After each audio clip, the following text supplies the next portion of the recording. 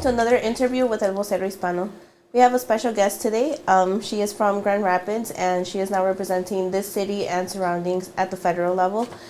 She is an attorney and advocate for the migrant community, and she is now the first woman to represent the 3rd District in Congress. Welcome, and thank you so much for your time here. Thank you so much for having me. It is such a pleasure to be here. Not only the first woman in history to represent this district, but yo soy la primera persona de representar este distrito que habla en español. Y gracias por invitarme. Es un placer de estar aquí contigo hoy día. Yeah, I would like to do this in Spanish, but just so we don't go back and forth. Thank you so much for that. We interviewed you in November before elections, and yeah, we were very excited that you were still running and seeking this position, and we're happy that you're now presenting us. So thank you for that. Thank you so much. It's such an honor to do it. Yeah, I wanted to start off with this interview talking about what we've all kind of been looking through. It was a New York Times article that was exposing a local company here in Grand Rapids of child labor work and the dangerous conditions that they're seen working in. I was wondering how you as Congresswoman kind of see this issue being resolved. Yeah, so, like so many, when this story broke, I was shocked, horrified, and heartbroken.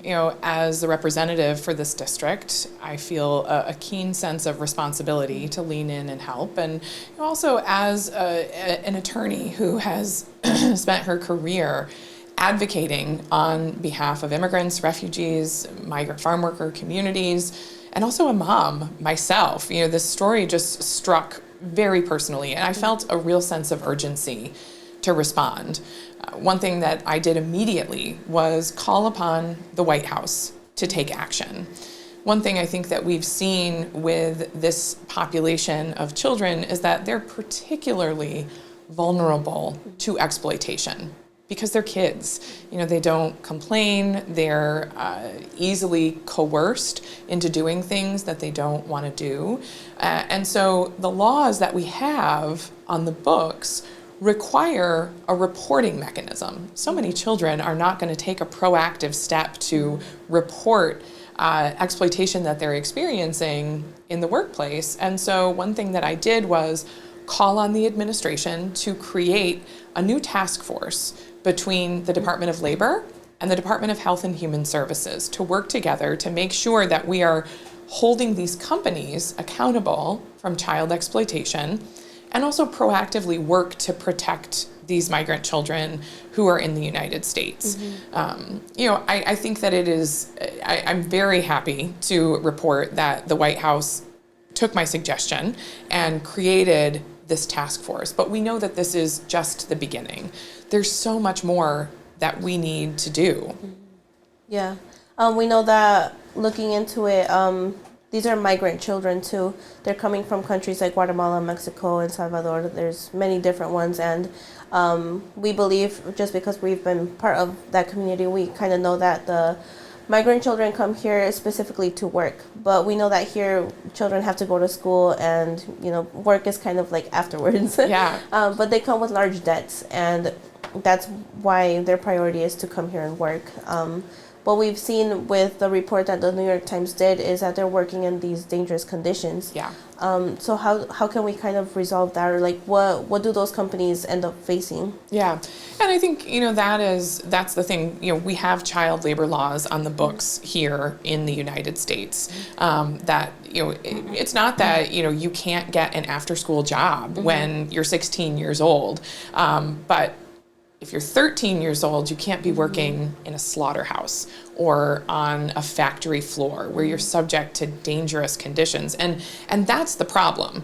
I started babysitting when I was 12 years old. I had my first after-school job when I was 15, working at a bakery. One thing that we've heard a lot from the community is, well, wait a second, what's so wrong with working? There's we have to support the family, and that's not the problem.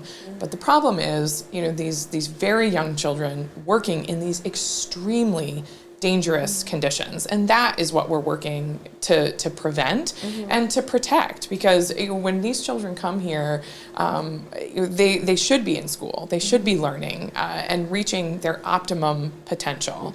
It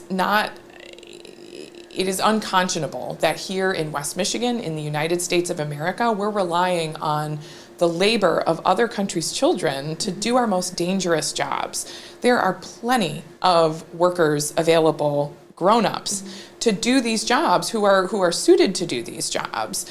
And that's why I feel one of the biggest things that we need to be addressing as part of this issue is comprehensive immigration reform. Because we know that once these companies have started looking into the child labor violations, we have uncovered so many other labor violations of individuals who are in this country working without authorization. These are individuals who are ready, willing, available, and qualified to do this work, not children. Yeah. And we need to make sure that they get the immigration status that they need to be able to do this job. That's why I support a comprehensive immigration reform plan that includes a pathway to citizenship for undocumented individuals who pass a background check, yes, who are willing to pay a fine and wait their turn to get the visa that they need to do this job. It's been almost 40 years since we had the last comprehensive immigration reform in this country. Our economy has changed. Our country has changed. If we want to remain a competitive economy in the 21st century around the world, we need a 21st century immigration system to keep pace. Yeah, and that was my next question, if you would support an immigration reform, because we know that once the government or whatever the case may be, they start diving in deeper and deeper, these migrant families or migrant adults that are working, they're going to get caught with fake documentation, and then that just creates a whole loophole that they can't feed their families, or they can't pay off their debts, they can't pay bills, and there's just like a whole back to it. So and that's exactly what we don't want. And part of the issue too, when you talk about these children being here with debt to pay, that shouldn't be the case either. There is an entire very unsafe, dangerous black market of smuggling these children to the United States that is happening, and that is, again, just unconscionable for the United States of America. I support a comprehensive immigration reform plan that has essentially three core components.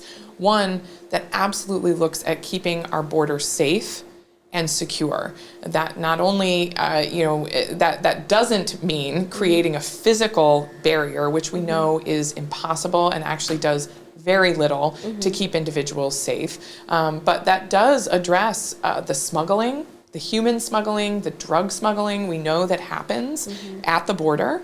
And then we also need to make sure that there is a plan to address and create sufficient pathways for individuals to come to the United States legally. And that includes the individuals who are already here working so hard to make the United States a better place to be.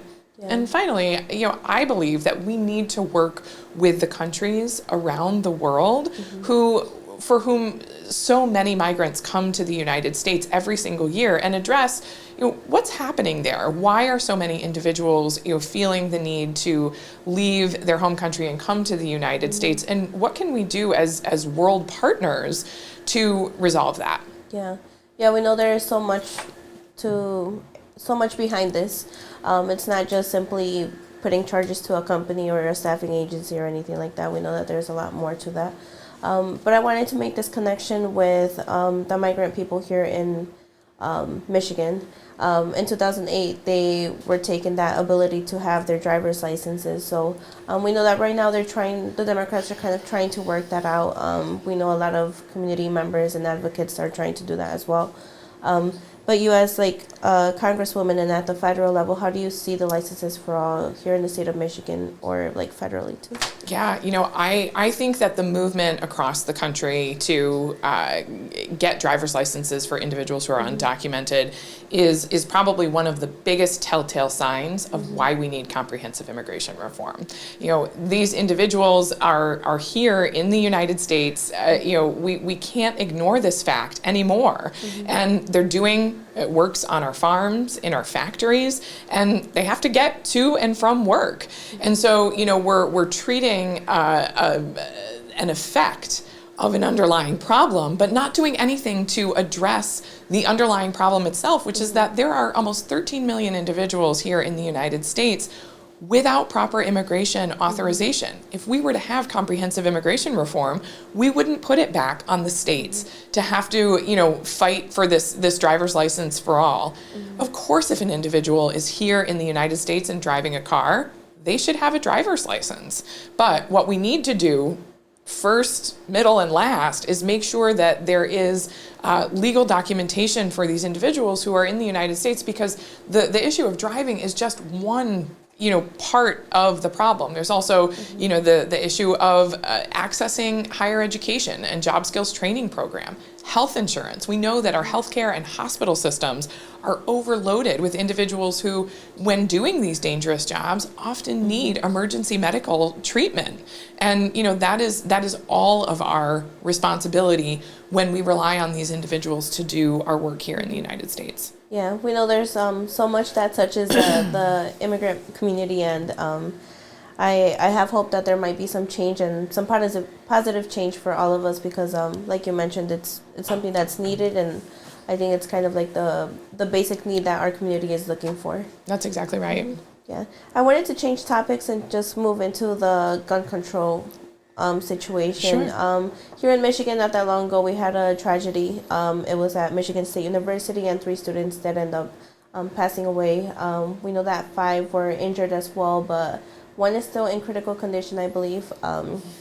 So just knowing that it hit home and close to us, I know it's more of like you're representing it more of a federal level, but just looking back into this state, where you're from, how do you see that whole situation with the gun reform? Yeah, absolutely.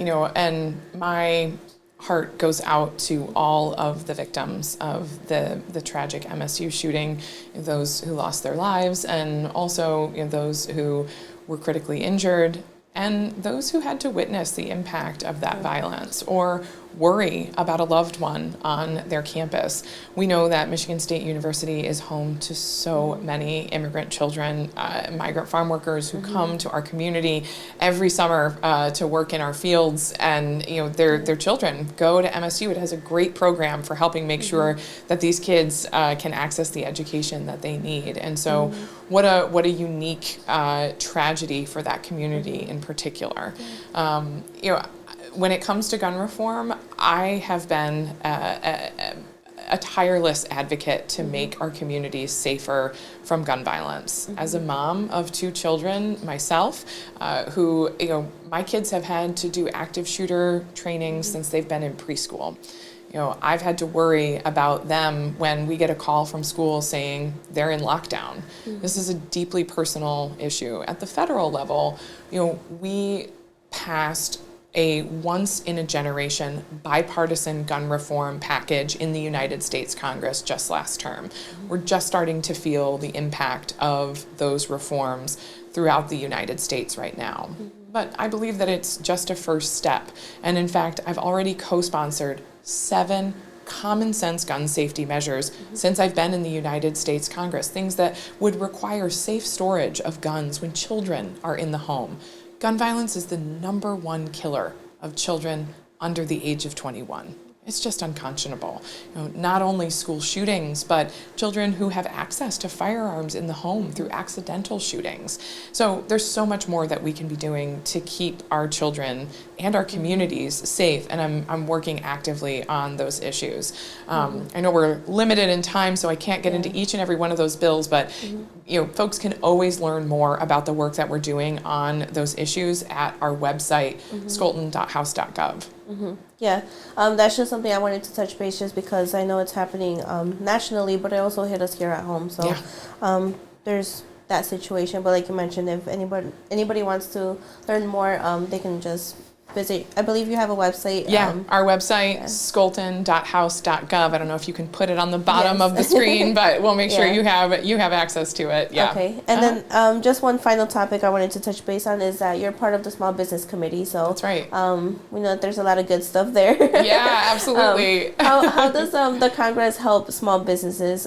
Small businesses are considered people from or companies that have 50 to 100 employees. So under 500 employees actually is how the Small Business Administration defines a business that is small. So it's really a pretty wide-ranging group of businesses, but we know that and there are certain subsets that focus on micro businesses and family-owned businesses. I actually am part of a new caucus in Congress, for the Family Business Caucus, working to really find ways to provide extra support for small and family-owned businesses.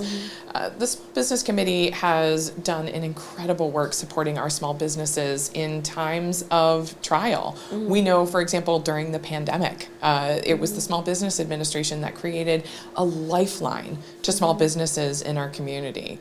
Some of those small business loans and grants weren't always equitably distributed, and we know that particularly in minority communities, individuals felt like maybe they didn't get enough help that they needed. One of the things that I'm focused on as actually the ranking member on the subcommittee for government contracts and infrastructure is making sure that there is equity across racial lines, across gender lines, across the diverse communities throughout West Michigan, and who's getting key government contracts here in West Michigan, because we know that those can be such a key part of any business's success. And again, if individuals want more information on that, or anything else we've talked about today, you can feel free to reach out to our office. We have contact information on our website at scholten.house.gov, and you can also call our office at 616-451-8383. Si una persona tiene alguna pregunta, puedes contactar a nuestra oficina al sitio de correo scholten.house.gov, y también tú puedes llamar a nuestra oficina a 616-451-8383. Yeah, thank you for that. We know that you have I believe you have an office here in Grand Rapids, so we do. If anybody wants to contact, that was the information right there. Yep. So thank you so much for all of everything that you do. We've been following you for many years. Yes. And you're finally here representing us at a federal level. So it was an honor to have you here, and thank you so much for all the good information that you've provided for us today. Thank you so much. Yeah, it's been a pleasure to work with you throughout my journey campaigning. Don't give up on your dreams. Keep fighting. Yeah. Thank you so much. Yes, thank you. As she mentioned, there is an office here in Grand Rapids. We have the phone number, which is 616-451-8383. That is here locally. You don't have to find the Washington, D.C. one, unless you want to. Come visit us in D.C. too. Yeah. For more interviews in English and Spanish, you can visit elvocerous.com. You can visit our YouTube page, El Vocero Hispano TV, and our Facebook page, El Vocero Hispano.